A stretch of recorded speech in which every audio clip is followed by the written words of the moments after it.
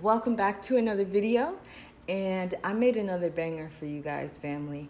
This is my vegan brisket. It is not gluten-free, but I have the gluten-free coming right behind this recipe. It came out so good. If you haven't already subscribed, make sure you go ahead and hit that button. And for this recipe, I used it in different applications. I used it inside of soup, and you can see how tender it is. It falls apart, it holds together, and then falls apart. I used it in tacos. Those came out really well. You'll see that recipe coming soon. Here I used it in an updated Jamaican beef patty. And here, of course, I have some leftover brisket sliced thin. I used it in 2 Phillies, Cheese Whiz versus provolone. I'm gonna go for the Cheese Whiz every time. But besides that, I also used it in these delicious brisket nachos. I mean, this is one of those recipes that you're gonna wanna hold on to.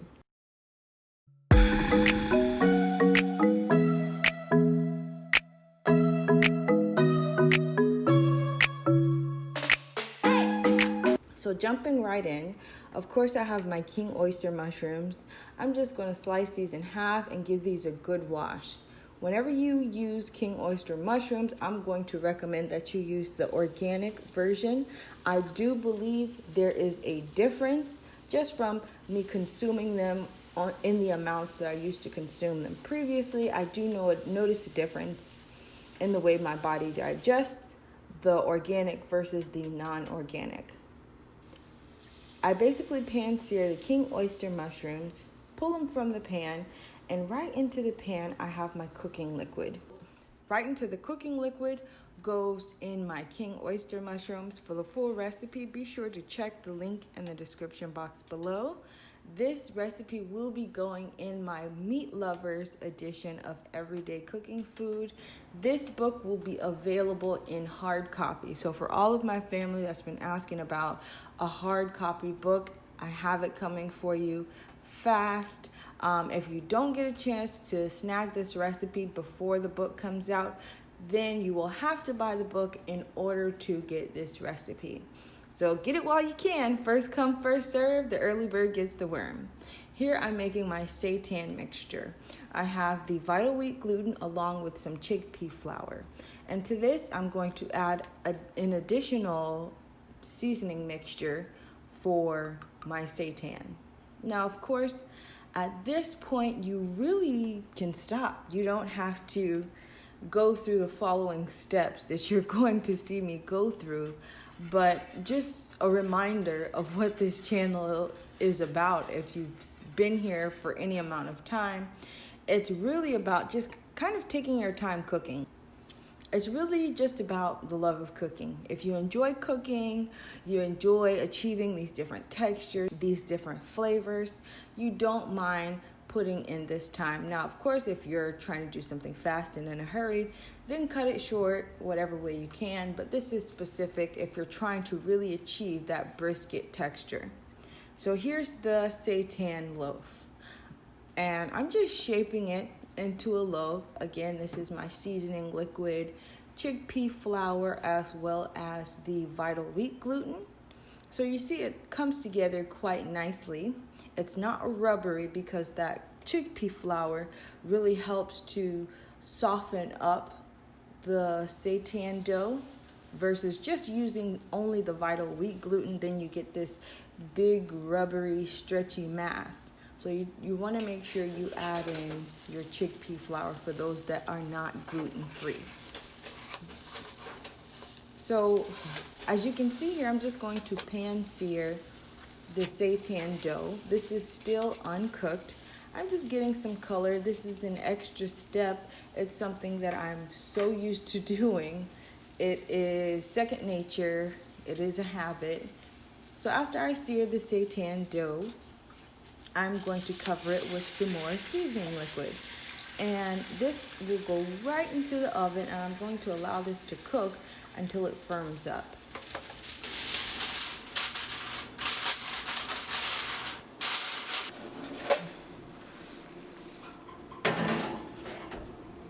Right out of the oven, it's ready to go. You can serve this as is, as a brisket, but of course you know we have to add the kitchen theatrics. So as you can see here, I'm getting thin slices out of my seitan loaf. Now the thinner the better. If you have a mandolin, I'm going to recommend that you use that and get some really nice thin strips, because it's going to add to the amazing in texture of your brisket. So after I get the thin slices, I'm going to cut those thin slices into thin strips. And it's pretty self-explanatory. This piece is fairly thick. If you can get it thinner, I'm going to recommend it, because presentation wise it's going to look better, but texture wise it's fairly the same, so keep those in mind. Now, as you can see here on my work surface, I'm going to start with some rice paper sheets, and I'm lining these up in a square, and it's much easier to use a square, but I only have access to these circular ones. So I'm just arranging 4 sheets, and I'm going to layer my mushrooms, because at this point I have shredded my mushrooms and I have my strips of seitan, and I'm going to arrange this into a loaf, layering it, seitan, mushroom, and this is going to give you an amazing in texture, amazing mouthfeel when it comes time to eat. And now I'm just going to cover up the layers of seitan and mushroom and form this into a loaf, or somewhat of a log.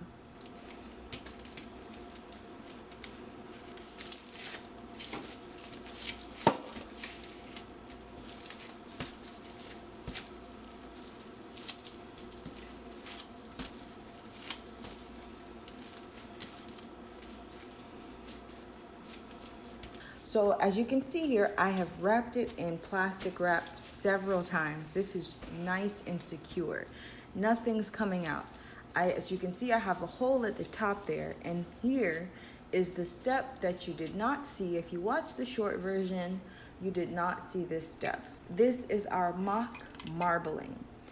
So you want to make sure the mock fat or the mock marbling has excellent flavor. So as you can see, I've seasoned it with some with the leftover mushroom seasoning liquid, and I pour it right inside of that hole.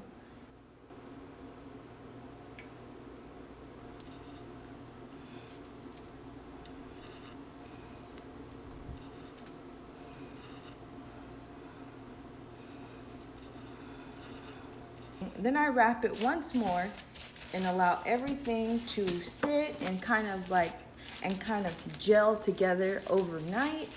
And this is what it looks like.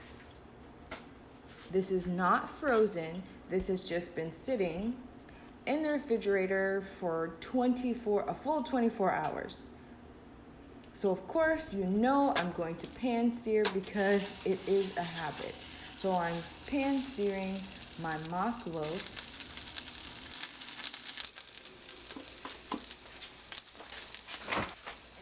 As you can see, the trick to this recipe is going to be that seasoned rice flour mixture or rice starch mixture, because that is what binds our mock meat together.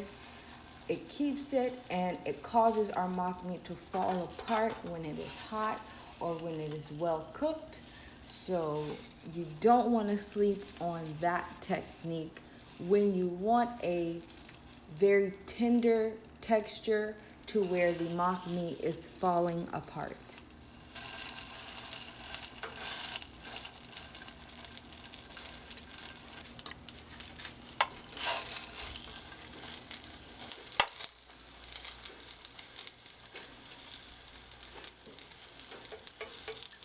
So of course, because this will be roasted, we want to make sure we add in some nice vegetables and additions inside of the pan to roast.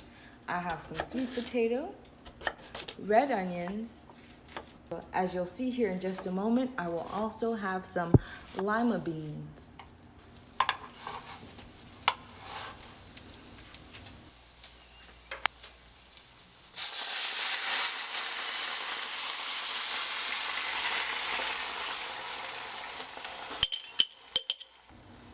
there are those lima beans, and the liquid that you're seeing is just a beefless broth made with the not beef bouillon cubes. In goes my sweet potato, then my red onions. Of course, we have to have some fresh thyme.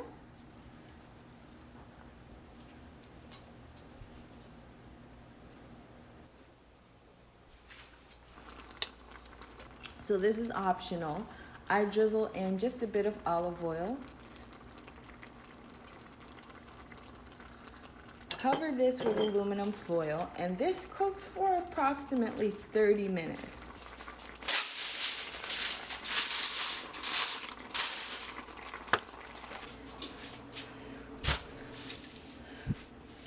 Out of the oven, I uncover, and you can see, you want to make sure you spray the aluminum foil to make sure your mock meat doesn't stick.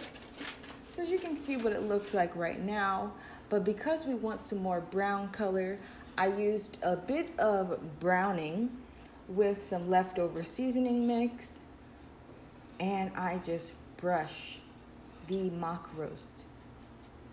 Now, if you don't want to do that, it will still come out nice and golden brown, but it won't be that deep roasted brown color that you like.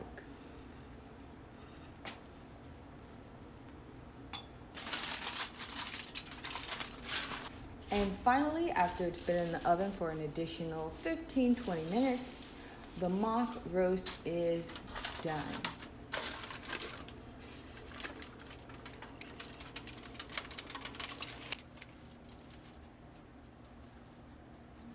It smells so amazing. And as you can see here, if you know what a brisket looks like, you can see, especially the way that it moves because of the amount of fat inside of it, this mock brisket is right on point. It's very tender. It's gonna fall apart when you cut it. You can see it's jiggling a bit. And here I'm just going to get a slice. And this is the texture of what it looks like on the inside. You can see it has bound together perfectly using that rice starch, the seasoned rice starch liquid. So I hope you enjoyed the video. I really had fun making this, and I will see you next time. Before you leave, make sure you go over and check out my Instagram account and go ahead and follow me on Instagram. I would love to see your food pictures, so make sure you tag me in any of your vegan food pictures, and check out some of my other videos. I have a couple linked in the description box below. If you enjoyed this video, don't forget to share it, and I will see you next time.